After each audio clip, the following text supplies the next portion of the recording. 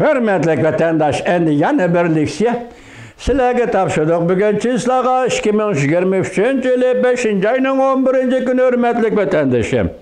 Yuqorilik siyalani sizlarga topshirdik. Hozir yaqindan biri masalan 4-oyning 13-kuni deyli. O'zbekistonning Samarqand shahrida O'rta Osiyo davlatlari bilan yig'in ochildi. 5-oyning 6-kuni, 7-kuni Pakiston Islamabadda 3 davlat diplomatları Pakiston, Afg'oniston, Jungo diplomatlarına yig'in ochildi. Maqsad bugun oxiri oshkorlandi. Jungo Kompartiyasi masalan Pakiston iqtisod koridorini Afg'onistonga surish orqali, Afg'onistonga kirish orqali Afg'onistonning iqtisodiy qurilishiga yordam berish emas. Belki bu eğizdeki nam, eğizdeki atak, iqtisod koridori degan gap. Amaliyat hozir Afg'onistonga kirib, 3-avlod, 4-avlod, 5-avlod hozirgi zamon fan texnikasidan foydalanib, Afg'onistonda yana bir qatam uchor aloqa to'ri qurib chiqib, bu tor orqali Afg'onistonda faoliyat qilishi mumkin bo'lgan Uyg'ur siyosat erboblarini nazorat qilish va Uyg'ur siyosat erboblarini kuzatish va ularni qo'llayotganlarni ham nazorat ostiga elish. Bu orqali mushu avlod fan texnik orqali Afg'onistonning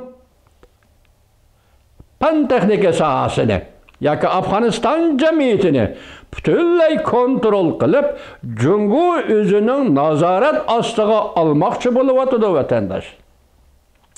Bu yerda eg'izga ilayotgani bir yo'l, bir belbog' siyosiy yoki tashabbusi do'stim. Buni Tungulatin Dunyo bankisi tugashdi dedi.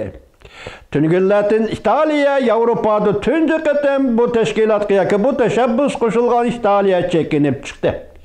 Amerikaning yana qaytib keldi.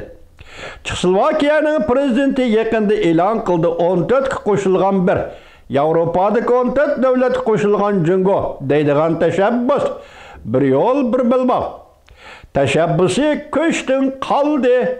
Endi Yevropada bunday tashkilot yo'q dedi.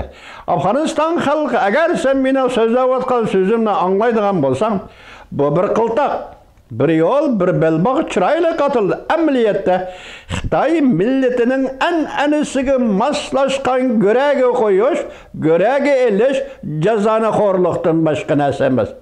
Chunki Xitoy millati men deb keldim, dunyoda ikkinchisi bo'lib, Rus millati tijoratni biladigan, tijorat an'anasi, tijorat qobiliyati bor millatlar emas.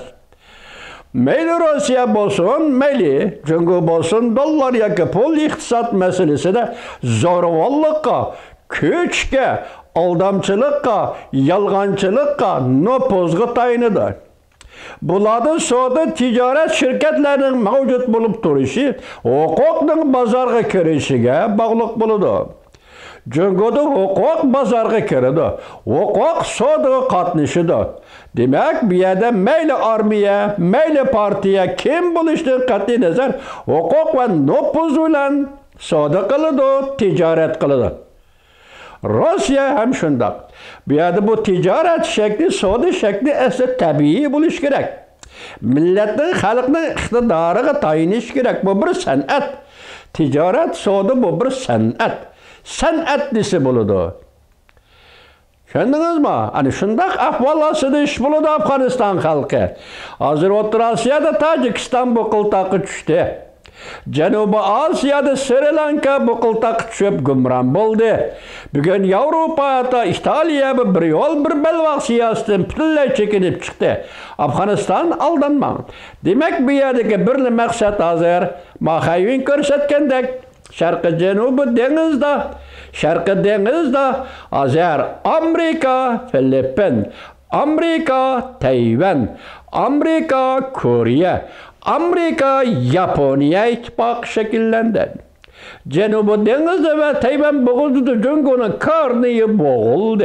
O yüzü G'arbga sürülüp, G'arbdaki müstemlikisi Uyg'uriston arqali Janubiy Osiyoga, Uyg'uriston arqali O'rta Osiyoga, O'rta Osiyodan oxiri Kichik Osiyogacha, hatta Yevropagacha chiqish eg'izi, qutulush eg'izi, kaçış eğizi ve Cungo bu hakimiyetni, Cungo degen bu yolunu, Cungo degen bu devlete geçirinler, saklap kaliş için, Kompartiyanın hukukunu saklap kaliş için bir yerden bir çıkış yolu tepeş.